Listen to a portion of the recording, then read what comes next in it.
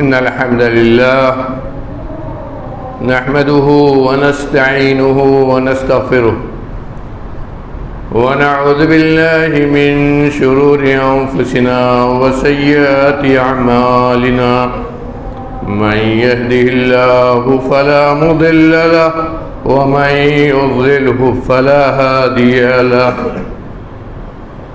وأشهد أن لا إله إلا الله وحده لا شريك له وأشهد أن محمدًا عبده ورسوله أرسله بالحق بشيرا ونذيرا بين يدي الساعة من يطع الله ورسوله فقد رشد ومن يعصيهما فإنه لا يضر إلا نفسه ولا يضر الله شيئا أما بعد فإن خير الحديث كتاب الله وخير الهدي هدي محمد صلى الله عليه وسلم وشر الأمور محدثاتها وكل محدثة بدعة وكل بدعة ضلالة وكل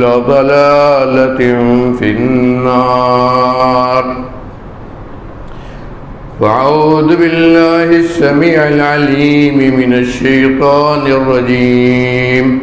بسم الله الرحمن الرحيم.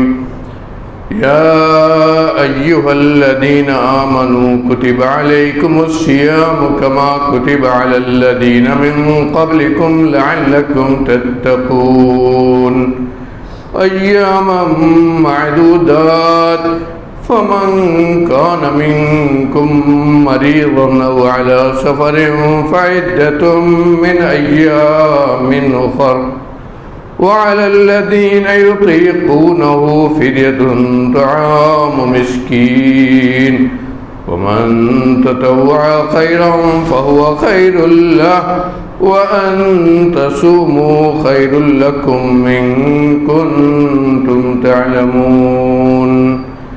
شهر رمضان الذي أنزل فيه القرآن هدى للناس وبينات من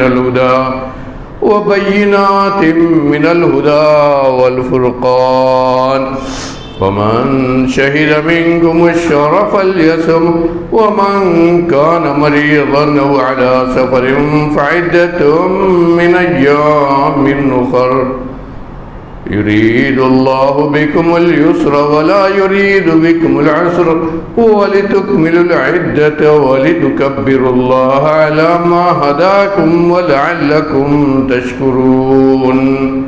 وإذا سألك عبادي عني فإني قريب أجيب دعوة الداع إذا دعان فليستجيبوا لي وليؤمنوا بي لعلهم يرشدون. وقال في موضع آخر وسارعوا إلى مغفرة من ربكم وجنة عرضها كعرض السماء والأرض أعدت للذين آمنوا بالله ورسله ذلك فضل الله يؤتيه من يشاء والله ذو الفضل العظيم.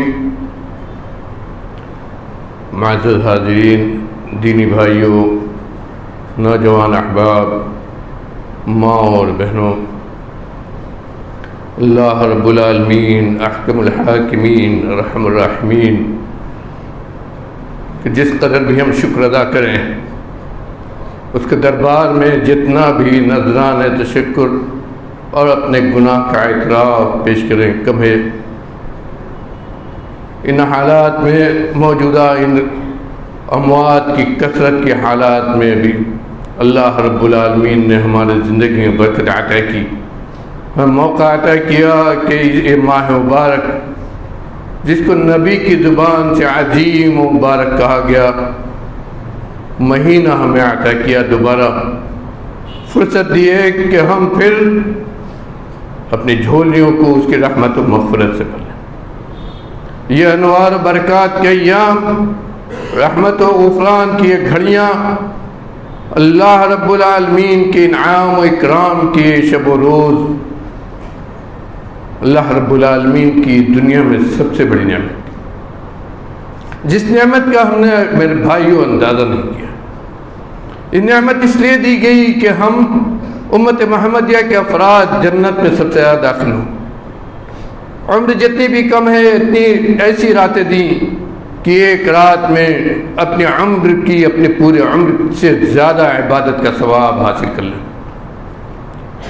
وہ مہینہ جسے نبی کریم صلی اللہ علیہ وسلم نے عظیم و بابرکت مہینہ کہا، اور جس کی برکتوں سے محروم ہونے والے کو دنیا کا سب سے بڑا حرمہ نصیب، سب سے بڑا بدبخت بد نصیب قرار دیا۔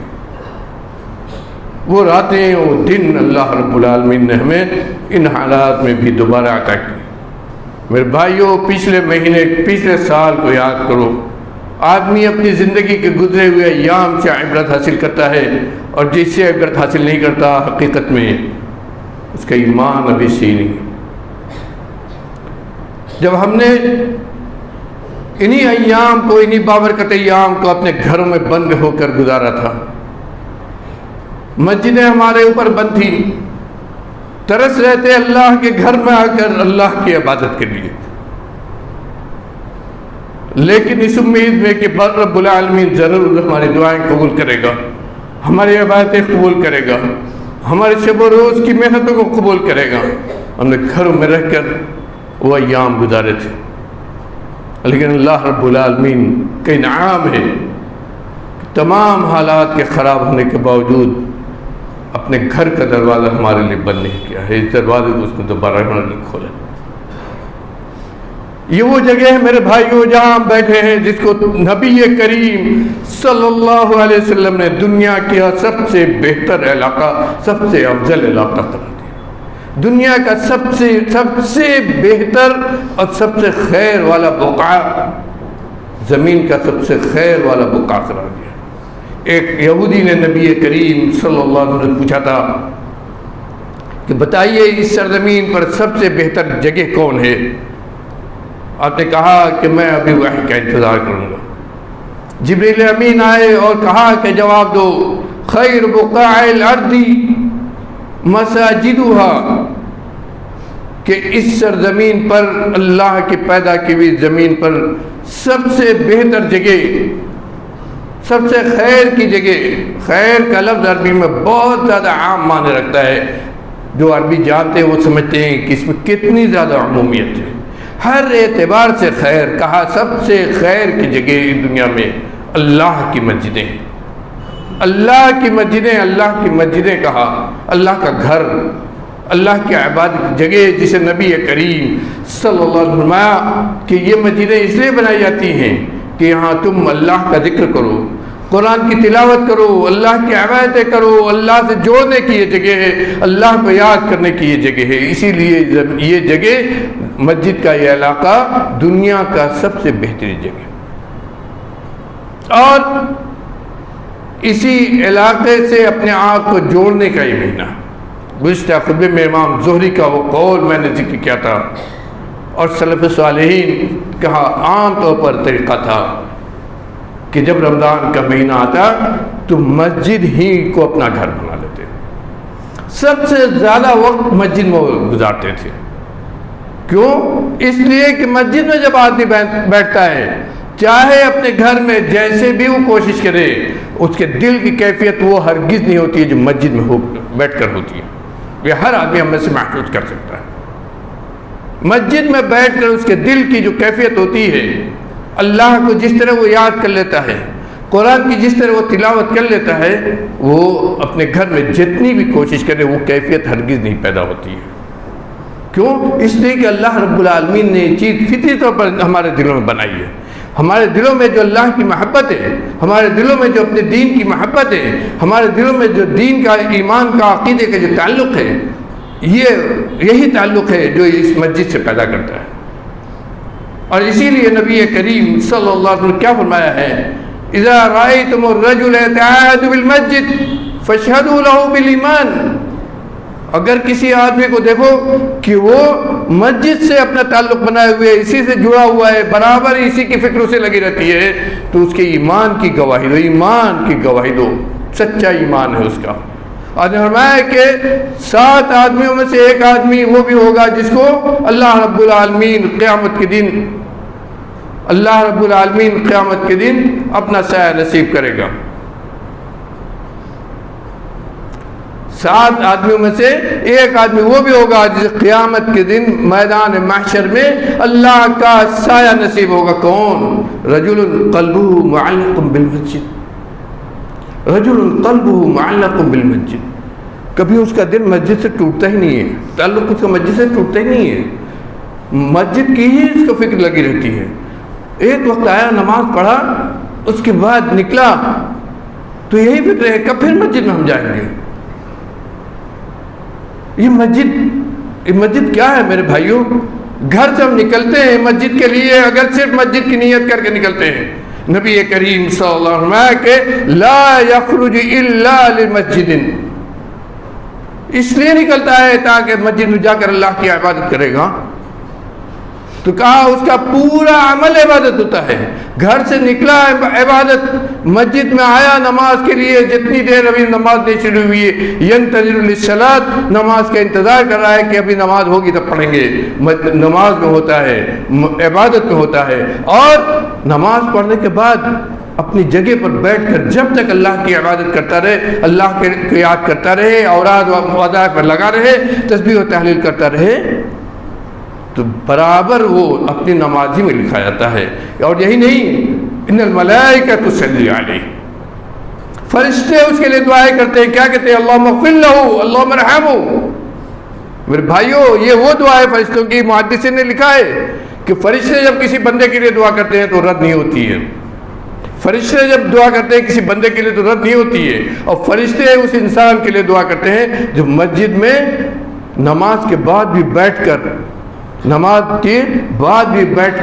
ذکر و اذکار میں لگا رہتا ہے اپنی جگہ پر، یا اپنی جگہ سے ہٹ کر بھی مسجد ہی میں، اس جگہ پر جو مسجد جو نماز کے لیے بنی ہے۔ کیا کہتے ہیں؟ اللہم اغفر لہ اللہم ارحمہ، اے اللہ تو اپنے اس بندے پر رحم فرما، اپنی اس بندے پر کی مغفرت فرما دے۔ میری ماں و بہنوں، آپ کو بھی جاننا چاہیے، شرح حدیث نے اسی حدیث کے تعلق سے لکھا ہے کہ یہ مردوں کے لیے تو ہے ہی ہے، عورتوں کے لیے بھی یہ بات ہے، ان کو بھی یہ فضیلت حاصل ہو سکتی ہے۔ کیسے؟ اگر وہ اپنے گھر میں مسجد کی کوئی جگہ بنائے ہوں، وہاں بیٹھے ذکر و اذکار کریں، تو جب تک اس جگہ پر جہاں نماز پڑھی ہے بیٹھ کر ذکر و اذکار کرتی رہتی ہیں، تو ان کے لیے بھی وہی فضیلت ہوتی ہے جو مسجد میں جا کر مردوں کو ملتی ہے، عورتوں کو بھی یہ چیز ملتی ہے، اگر عورتیں بھی اس کا اہتمام کریں، چاہے اپنے گھر میں۔ اور یہی وجہ تھی کہ صحابیات اپنے گھروں میں مسجد کے لیے نماز پڑھنے کے لیے جگہ بناتی تھیں، اور نبی کریم صلی اللہ علیہ وسلم کہتے تھے کہ آپ یہاں آ کر 2 رکعت پڑھ دیجئے، اسی جگہ ہم نماز پڑھیں گے۔ تو اس سے معلوم ہوتا ہے کہ گھر کے اندر بھی عورتوں کو بھی چاہیے، ہماری ماں و بہنوں کو بھی چاہیے کہ نماز پڑھنے کا اس طرح اہتمام کریں، جگہ بنا لیں کہ یہیں بیٹھ کر ہمیں اللہ کو یاد کرنا ہے، یہیں بیٹھ کر ہمیں نماز پڑھنا ہے، اور جب تک اس جگہ رہیں گی تو ان کو بھی یہی فضیلت حاصل ہوگی۔ یہ مسجد کا مقام ہے میرے بھائیوں۔ اور یہ سوچئے، اس ماہ مبارک میں جب نیکیوں کا جو ثواب اتنا زیادہ بڑھا دیا جاتا ہے، نیکیوں کا جو ثواب اتنا بڑھا دیا جاتا ہے کہ کتنا جو ثواب ملے گا کچھ نہیں، کتنا جو ثواب اس مہینے میں اللہ رب العالمین دے گا وہ ہم جانتے ہی نہیں۔ اور یہ بات ایک دم صراحت سے ہے کہ ہر نیکی کا جو ثواب اس مہینے میں دوسرے دنوں سے زیادہ ہوتا ہے۔ کیوں؟ اس لیے کہ آدمی دن بھر اللہ کی عبادت میں رہتا ہے۔ روزہ جب شروع کیا صبح صادق سے لے کر افطار کرنے کے وقت تک برابر روزے کی عبادت میں ہے، اور پھر اس عبادت کے درمیان جو بھی عبادتیں کرتا ہے، چاہے نماز پڑھے، چاہے قرآن کی تلاوت کرے، چاہے تسبیح و تحلیل کرے، چاہے درود و سلام پڑھے، اور چاہے اللہ کا ذکر کرے اور نفل عبادتیں پڑھے، سب روزے کی حالت میں یہ ڈبل عبادتیں کرتا ہے وہ۔ اور اسی لیے روزے کی حالت میں کی ہوئی عبادتوں کا جو ثواب بہت زیادہ ہوتا ہے، بہت زیادہ ہوتا ہے، جس کو ہم سوچ نہیں سکتے ہیں۔ اور خاص طور پر اگر آدمی مسجد کے اندر کر رہا ہے، مسجد کے اندر اگر کر رہا ہے، یہ مسجد کی فضیلت اس کو حاصل ہوتی ہے۔ یہ ماہ مبارک میرے بھائیوں کتنا عظیم ہے نبی کریم، سوچیے اللہ رب العالمین کی طرف سے اس مہینے میں اپنے بندوں کی طرف کتنی توجہ کی، کتنا موقع اس نے ہم کو دیا ہے۔ اس نعمت پر، اللہ کی اس نعمت پر جتنا بھی شکر ادا کریں اور جتنی بھی گھڑی اس کے لیے لگا دیں میرے بھائیوں، بہت کم ہے۔ اس کی طرف سے یہ اعلان ہوتا ہے کہ آج سے چاند نکلا، آج سے جنت کے تمام دروازے کھل گئے۔ اذا دخل رمضان فتحت ابواب الجنہ فلم یغلق منها باب، جنت کے تمام دروازے کھل گئے اور جہنم کے تمام دروازے بند ہو گئے، کوئی بھی دروازہ کھلا نہیں ہے۔ اور یہی نہیں، شیاطین جو ہمیں ہر وقت بہکاتے رہتے ہیں، شیاطین جو ہمیں ہر وقت ہوائے نفس پر، خواہشات نفس کو ابھارتے رہتے ہیں، جو ہمیں نمازوں سے، اللہ کی عبادتوں سے دور کیا کرتے ہیں، جو طرح طرح کے وسوسے ہمارے اندر پیدا کرتے ہیں، ان کو بھی قید کر دیا جاتا ہے۔ کتنا موقع آپ کو دیا گیا ہے۔ اور یہی نہیں، ہر رات اللہ کا منادی پکارتا ہے، یا باغی الخیر اقبل و یا باغی الشر اقصر۔ اللہ اکبر، اللہ کی طرف سے فضل و عنایت اور ہماری بے توجہی۔ غور کرو میرے بھائیوں، اللہ کی طرف سے یہ توجہ اور ہماری بے توجہی۔ ایک پکارنے والا ہر رات اللہ کی طرف سے پکارتا ہے، یا باغی الخیر اقبل و یا باغی الشر اقصر۔ اے نیکی کے طلبگار، اے اللہ کی رضا کے کو چاہنے والے، اے اللہ کے لیے محنت کرنے والے، آگے بڑھو، آگے بڑھو۔ یا باغی الخیر اقبل، اب بیٹھنے کا وقت نہیں ہے، وقت گزارنے کا وقت نہیں ہے، لغو یعنی کام کرنے کا وقت نہیں ہے، اپنا وقت اللہ کے لگاؤ۔ سارعوا الی مغفرۃ من ربکم وجنۃ عرضها کعرض السماء والارض۔ کس کے اندر اس کی چاہت؟ دوڑو، بھاگو، محنت کرو اس جنت کے لیے اور اللہ کی اس مغفرت اور رضامندی کے لیے، اس جنت کے لیے۔ عرضها کعرض السماء والارض، چوڑائی، لمبائی نہیں۔ اب سب جانتے ہیں کہ چوڑائی کم ہوتی ہے، لمبائی زیادہ ہوتی ہے۔ کہا چوڑائی آسمان و زمین کی چوڑائی سے بھی زیادہ ہے، اس کی چوڑائی کی طرح۔ اس کس کے لیے ہے؟ اعدت للذین آمنوا باللہ ورسولہ، ایمان اور عمل صالح۔ بس دو لفظ میں اللہ نے کہہ دیا، ایمان اور عمل صالح۔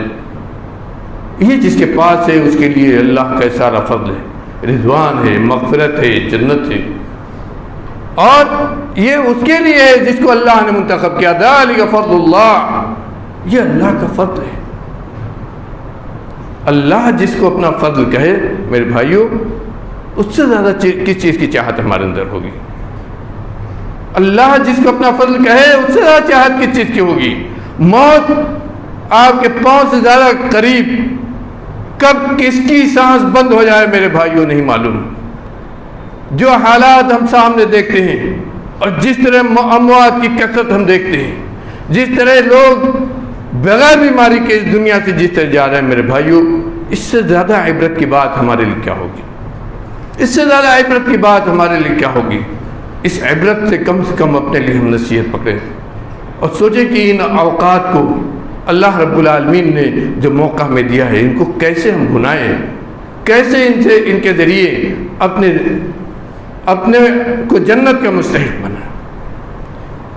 کب ہم سوچیں گے اس قبر کے بارے میں جس قبر میں لے جا کر ہم اپنے رشتہ داروں کو اپنے ہاتھوں سے دفن کرتے ہیں؟ کب سوچیں گے ہم اس قبر کے بارے میں جس قبر کے بارے میں نبی کریم صلی اللہ علیہ وسلم نے کہا ہے، القبر روضۃ من ریاض الجنہ اور حفرۃ من حفر النار۔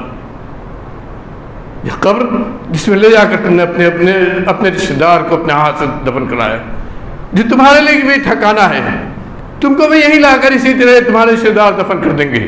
یہ قبر کیا ہوتی ہے؟ القبر روضۃ من ریاض الجنہ۔ اگر اللہ کا فضل ملا، اللہ کی رضامندی ملی، اللہ کی عنایت ہوئی، اس کا رحم و کرم ہوا، تو کیا ہوگا؟ جنت کی کیاروں میں سے کیاری بن جائے گی۔ اور حفرۃ من حفر النار، یا جہنم کی گڈھوں میں سے گڈھا بنے گی۔ رب العالمین ہماری قبروں کو، ہم میں سے جو گزر گئے ہیں ان کی قبروں کو، ہماری ماں بہنوں، ہمارے والدین جو گزر گئے ان سب کی قبروں کو جنت کی کیاری میں سے کیاری بنا دے، ان کی قبروں کو کشادہ فرما دے، رب العالمین ان کی قبروں کو کشادہ فرما دے، ہماری قبریں ہمارے لیے جنت کی کیاری ہو، ہر ایسے عذاب سے بچا جو دنیا میں مصیبت بنے، اور رب العالمین جو تیرے پکڑ اور گرفت کی علامت ہو۔ میرے بھائی سوچو اس کے بارے میں، موقع ہے ابھی، اللہ نے موقع دیا ہے کہ اس ماہ مبارک سے ہم کیسے فائدہ اٹھائیں۔ یہ ماہ مبارک جہاں رمضان روزے کا مہینہ ہے، وہیں یہ ماہ مبارک اللہ سے توبہ کرنے کا مہینہ ہے۔ گزشتہ خطبوں میں بھی ہم نے کہا تھا کہ یہ موقع اللہ نے دیا ہے، ان کمزور ہاتھوں کو اللہ کے دربار میں اٹھا کر اپنے گناہوں کا اعتراف کرو، یاد کرو کب کون سا گناہ کیا ہے، کب کون سی نماز چھوڑی ہے، کب اللہ سے بغاوت کی ہے۔ کمزور ہاتھوں کو اٹھا کر رب العالمین کے دربار میں اپنے گناہوں کا اعتراف کرو، کہو کہ پروردگار عالم ہم سیاہکار، بدکار، گنہگار، لیکن تیری رحمت سب سے وسیع ہے۔ یا رحم الراحمین رحمتک ارجو فلا تکلنی الی نفسی طرفۃ عین۔ کسی انسان کا ہمیں محتاج نہ بنا، کسی بندے کا ہمیں محتاج نہ بنا، تیری رحمت کی امید لگا کر یہ عبادتیں کرتے ہیں، تیری رحمت کی امید لگا کر تیرے آگے ہاتھ پھیلاتے ہیں، تیری رحمت کی امید میں تجھ سے ہم مانگتے ہیں رب العالمین اپنے رحم کرم سے ہم سب کو ڈھانپ لے۔ دعائیں کرو، نبی کریم صلی اللہ علیہ وسلم سکھائی ہوئی دعائیں، یا رحم الراحمین رحمتک ارجو فلا تکلنی الی نفسی طرفۃ عین۔ ایک پل کے لیے بھی پروردگار کسی اپنے بندے کا بھی، کسی کا بھی ہم کو محتاج نہ بنا، اپنی رحمت کرم کے سائے میں ہمیشہ ہمیں رکھ۔ دعائیں کرو میرے بھائیوں۔ یہ مہینہ ہم سب جانتے ہیں قرآن کی تلاوت کا مہینہ ہے، قرآن کی تلاوت کا مہینہ ہے۔ اللہ نے اس کو قرآن کے لیے منتخب کیا، شہر رمضان الذی انزل فیہ القرآن ھدی للناس وبینات من الھدی والفرقان۔ اس قرآن سے اپنے آپ کو جوڑو میرے بھائیوں، میری ماں بہنوں۔ صرف کھانا پکانا یا آپ کا کام نہیں، یہ مہینہ آپ کے لیے بھی ہے جس طرح مردوں کے لیے ہے۔ اس مہینے کو آپ کے لیے بھی اللہ نے نعمت و اکرام کا مہینہ بنایا ہے، جنت حاصل کرنے کا مہینہ بنایا ہے۔ اپنے اوقات کی تنظیم کیجئے، سوچئے کہ کس وقت ہم کون سا کام کریں گے، دن میں کتنی مرتبہ نبی کریم صلی اللہ علیہ وسلم پر درود بھیجیں گے، اپنے نبی سے محبت کا اعتراف کریں گے، دن میں کتنی مرتبہ تحلیل و تسبیح پڑھیں گے، کتنی مرتبہ ہم قرآن پڑھیں گے، دن میں کتنا پارہ ہم پورا کریں گے، کتنی مرتبہ ہم قرآن کو تفصیل سے پڑھیں گے۔ میرے بھائیوں، آج کے اس دور میں، آج کے ان حالات میں اس کی بہت زیادہ ضرورت ہے کہ ہم قرآن کو اس کے معنی اور تفصیل سے پڑھیں، تاکہ جو دنیا کے حالات بن رہے ہیں، جس میں سب سے زیادہ فتنہ مسلمانوں کے لیے ہے، ایمان کا فتنہ، عقیدے کا فتنہ، حالات کا فتنہ سب سے زیادہ مسلمانوں کے لیے ہے، اس کو سمجھنا ہوگا تو ہمیں قرآن کو اس کی تفسیر کے ساتھ پڑھنا ہوگا، جہاں اللہ نے جگہ جگہ کہا ہے کہ انسانوں کے ظلم ہی کی وجہ سے ظالم حکمراں آتے ہیں، اور جب ظالم حکمراں آتے ہیں تو اللہ کا عذاب بھی آتا ہے۔ اس کو سمجھنا ہوگا تو قرآن ہی کے تعلق سے ہمیں سمجھنا ہوگا، اس سے اپنا تعلق میرے بھائیوں ہم مضبوط کریں۔ یہ وہ مہینہ ہے میرے بھائیوں جو اللہ کی طرف رجوع کرنے کا مہینہ ہے، اللہ کی طرف رجوع کرنے کا مہینہ ہے، اپنا دل اللہ کی طرف لگانے کا مہینہ ہے۔ اس مہینے کی ایک ایک گھڑی سے فائدہ اٹھانے کی کوشش کیجیے، روزے کو حق کو ادا کرنے کی کوشش کیجیے، روزے کے حق کو ادا کرنے کی کوشش کیجیے۔ روزہ یہ اللہ کی بہت اہم ترین عبادت ہے، بہت ہی اہم ترین عبادت ہے۔ نبی کریم، ہم تو رمضان کے روزہ ہی کو جانتے ہیں، اپنے نبی کی سنت کو پڑھیے، کتنا روزہ رکھتے تھے۔ کیوں؟ اس لیے کہ روزہ ایک ایسی عبادت ہے جو دوسری تمام عبادتوں کو اپنے ساتھ جوڑ دیتی ہے۔ آدمی کے اندر خود ہی نماز کا، قرآن کی تلاوت کا، تسبیح و تحلیل کا خود ہی جذبہ پیدا کر دیتی ہے، اسی لیے اتنا زیادہ آپ روزہ رکھتے تھے۔ اس عبادت کی اہمیت کو سمجھیے میرے بھائیوں، اس عبادت کی اہمیت کو سمجھیے، اس کے حق کو ادا کرنے کی کوشش کیجیے، اس طریقے پر روزہ رکھیے جس طریقے پر نبی کریم صلی اللہ علیہ وسلم روزہ رکھتے تھے۔ اللہ تعالیٰ سے دعا ہے کہ ہم کو نیک عمل کی توفیق دے، رب العالمین تو ہماری عبادت کو قبول فرما لے۔ رب العالمین تو نے اپنے رحم و کرم سے، تم نے اپنے فضل و عنایت سے ہمیں یہ ماہ مبارک، یہ بابرکت ایام یا انوار برکات کے شب و روز عطا کیے۔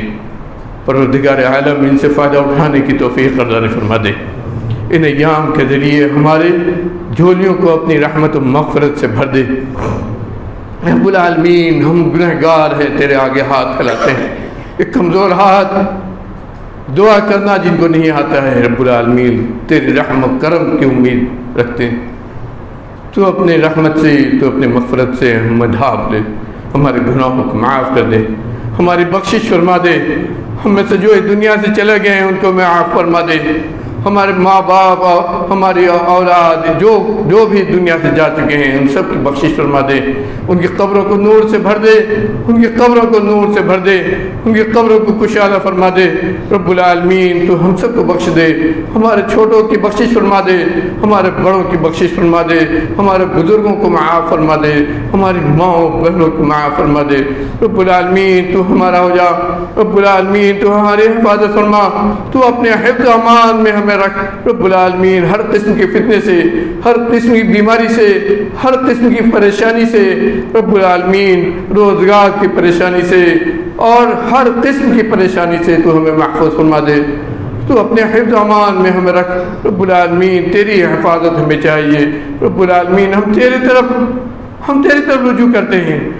تیرے نبی نے کہا تھا اللہم فوضت امری الیک والجہت ظہری الیک، ہم نے سب کچھ تیرے حوالے کیا۔ تیرے نبی نے کہا تھا انی وجہت وجہی للذی فطر السماوات والارض حنیفا، تیری طرف متوجہ ہوتے ہیں، تجھ سے مانگتے ہیں۔ رب العالمین تو ہم اپنے رحم کرم سے ہمیں ڈھانپ لے۔ رب العالمین تو ہماری بخشش فرما دے، ہماری عبادتوں کو قبول فرما دے، ہمیں جو پریشان حال ہے ان کی پریشانی کو دور کر دے، جو بیمار ہیں ان کو ان کی بیماری سے شفا کامل عطا کر۔ رب العالمین جو بیمار ہیں ان کو ان کی بیماری سے شفا کامل عطا کر، اس وبا سے ہمیں نجات دے دے۔ رب العالمین اس وبا کو ہمارے لیے مصیبت نہ بنا، رب العالمین اس وبا کو ہمارے لیے مصیبت نہ بنا۔ ہر پریشانی سے تو ہی نکال سکتا ہے رب العالمین، ہر پریشانی کو آسانی میں بدل دے۔ دنیا جب تک زندہ رکھ، اسلام پر قائم رکھ، ایمان تو عقیدہ توحید پر باقی رکھ، اور جب اس دنیا سے جانے کا وقت ہو، اس سانس کے ٹوٹنے کا وقت ہو، رب العالمین تیرا کلمہ لا الہ الا اللہ ہمارے زبان پر ہو۔ اقول قولی ھذا واستغفر اللہ لی ولکم ولسائر المسلمین فاستغفروہ۔